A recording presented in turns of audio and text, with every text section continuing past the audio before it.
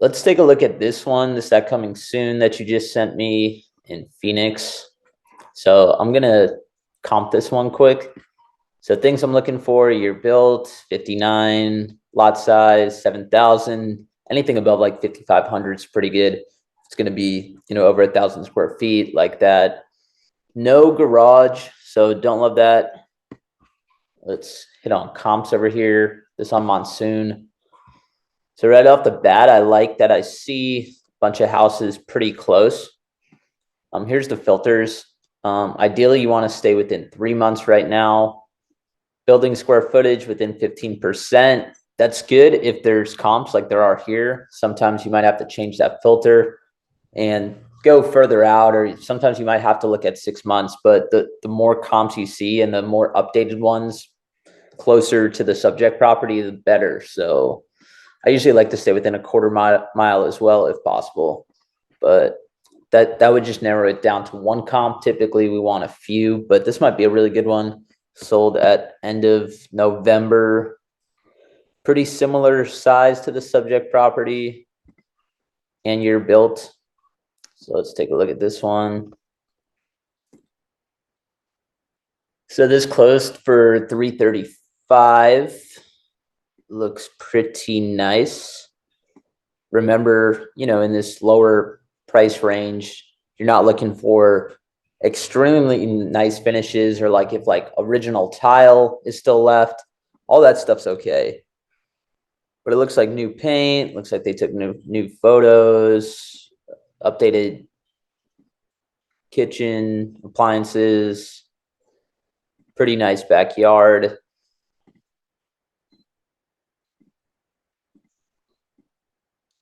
I would give this property probably like a 7.58 out of 10.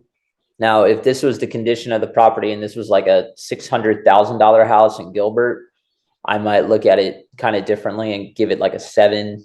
So it just kind of depends what part of town we're looking in. And in this part of Phoenix, lower price range, it doesn't have to be that nice for it to pretty much get close to ARV. You can't put that much more money into this house and raise the value that much. If that makes sense. So this was listed for a while, originally listed for 400, ended up closing all the way down for 335. So I'd like to get more than just one comp. Typically, you would like at least 3 and then kind of average them out. So I went back to a half mile, try to find some more comps. Oh, also something to notice I'm seeing right now. Here's the subject property, that orange dot. I see that it backs it looks like a shopping complex here, and 19th Ave is like pretty close. So that definitely hurts the property compared to like if it was this house up in here. People don't like having like a shopping complex right behind their house. So just something to notice when we're trying to figure out the value. But let's see what else we have. So that's the one we looked at. Here's a couple more comps. Similar years built. Let's see. So let's take a look at all these.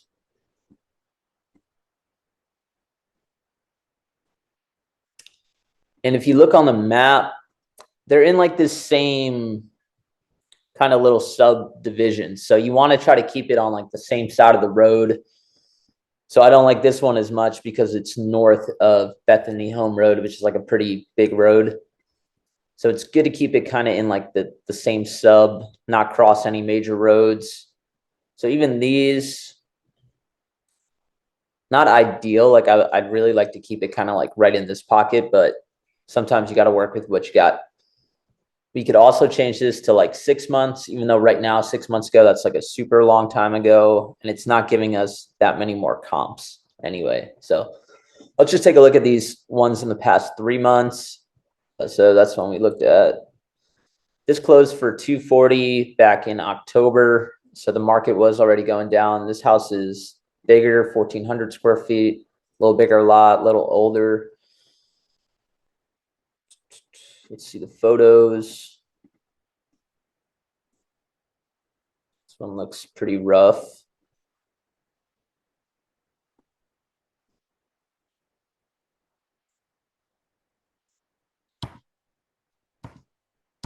not very clean, old paint on the outside.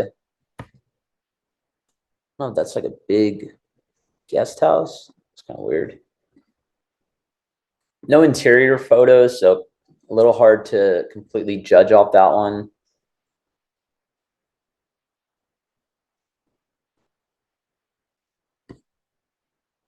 Okay, so here's one that's active.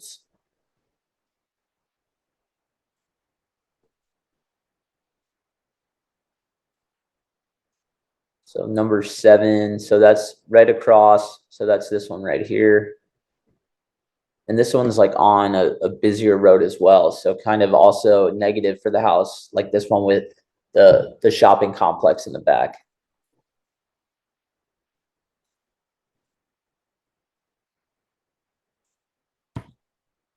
So like looks pretty nice, painted the front. Looks like they staged it. So that's always like them trying to fetch top dollar. Typically, it's going to be in pretty good shape, fetching close to ARV if you're going to stage the house. So everything's pretty clean. Original tile. Kitchen's a little old, but looks pretty nice. Some updated appliances, granite. I'll give this in this area probably like a 7.5, 8 out of 10. You're probably not going to fetch that much more if you completely flip this house and made it super nice, just because of the buyer in this area and price range. No pool, but in the backyard. Okay. And this has been sitting on market for a few weeks now. Haven't done a price drop, but no one wants it at 360, so probably priced too high there. This might end up closing around like 330, let's say. Now we have like 2 around 330, 335, I think. The other one. So this closed at 315 back in mid-November.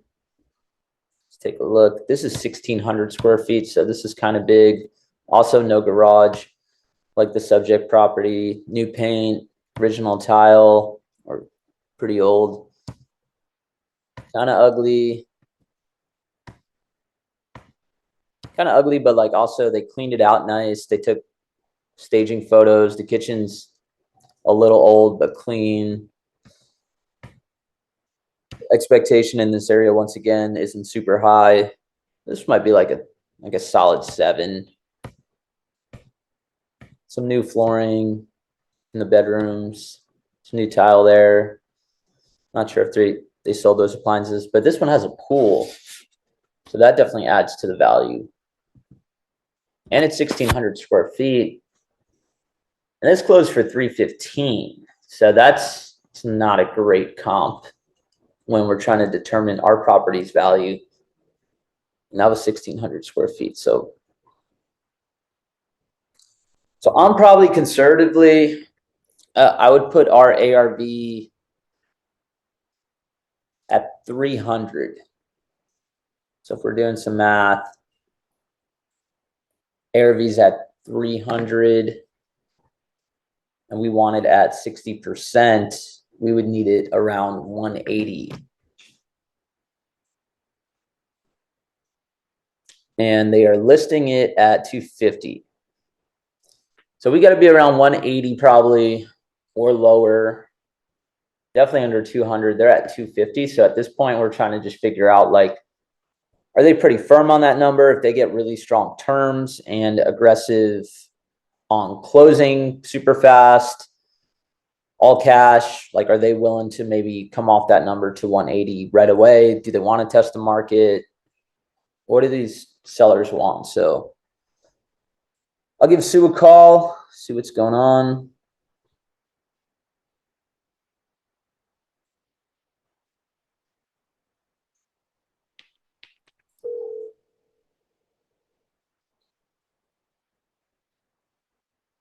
This is Sue.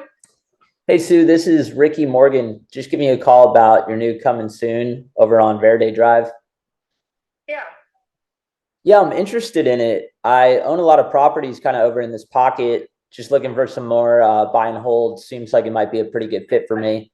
Can you just tell me a little bit what's going on with the house or what the sellers are looking for? Sure. The main thing is they're looking for a quick close, short inspection.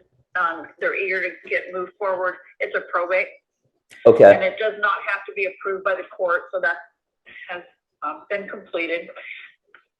The house has probably 2 dumpsters full of like personal items left behind, furniture and stuff in the backyard, and all kinds of things. I don't know if you are you a realtor? I'm not a licensed realtor. I'm an investor. I own a lot of properties. So okay. I could go unrepresented, or you could always represent me as the buyer's agent, and whether kick that back to the family or. Yeah, I was just asking if you have access to the documents I have up on the MLS. Oh, I do. Yeah, I have MLS access. Okay. All right, perfect. Okay. Well, the house, kind of like typically, you own stuff in that area. They'll maintain stuff, but cosmetically, the places are usually disaster, and that's pretty much what this one's all about. Sure. So, okay. He was in his 80s. The family's owned it from day one, from the builder, back in the late 50s, and he passed away back in May, and they've been going through the stuff since May, and they just couldn't take it anymore. So that's kind of the way it is right now. Is they're just wanting to move forward quickly. Yeah, I know it's a lot to clear out these houses that have been lived in for a while. Oh yeah. Is the family local? No, they're not. Okay, so they're out of state too. Uh-huh. Is it just? So you have 3? Yeah, you have 3 people making the decision. Oh, that's always a fun one too when you have. Yeah, exactly. I think all 3 of them are in different parts of California. Okay. Is there like one power of attorney that's kind of taking the reins of it, or are they all kind of? 2 of the 3 are on the representative side, and then I'm dealing specifically with 1, which is good, and but they all are going to have an opinion. I know how that goes. Do you think they definitely want to sell the property, or does like one of the sisters want to have this great idea of Airbnb-ing it and fixing it up? No, not at all. They're just, like I said, they've been over there since May, back and forth, trying to get things cleaned out, and they're done. Yeah. And this is the only property that they inherited? Yes. Okay. I got you. Yeah, I'm definitely interested in the house. Now, is there like an offer that you think they would accept pre-market, or do they want to go to market? Right now, we have 3 offers, and someone just offered to pick up closing costs, so I have to go in and take a quicker look at that and see exactly what they're going to pick up.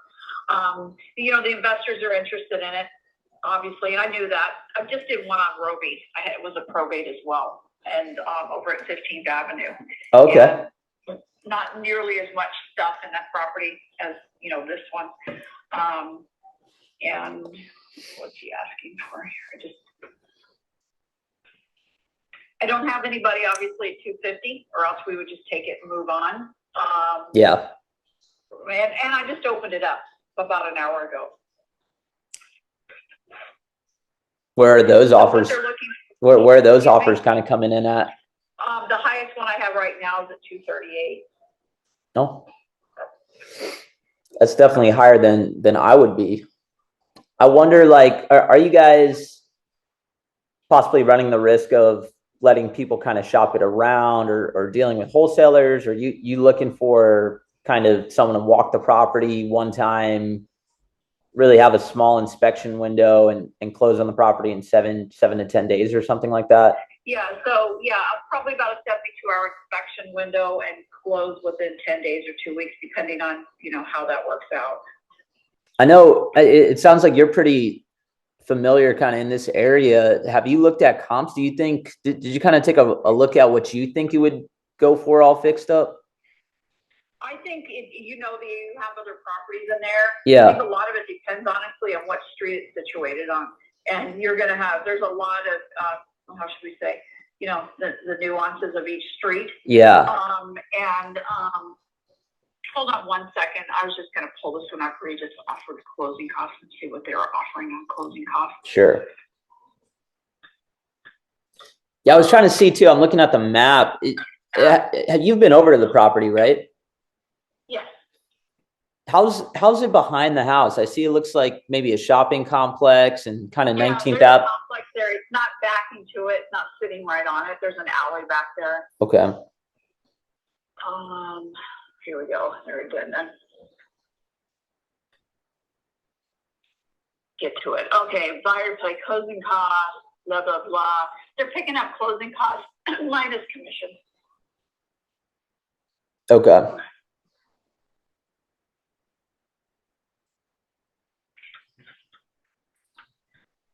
So I guess what we're going to do is sit on it through probably Saturday or Sunday and then sit down and pick an offer and just move forward with it. Okay.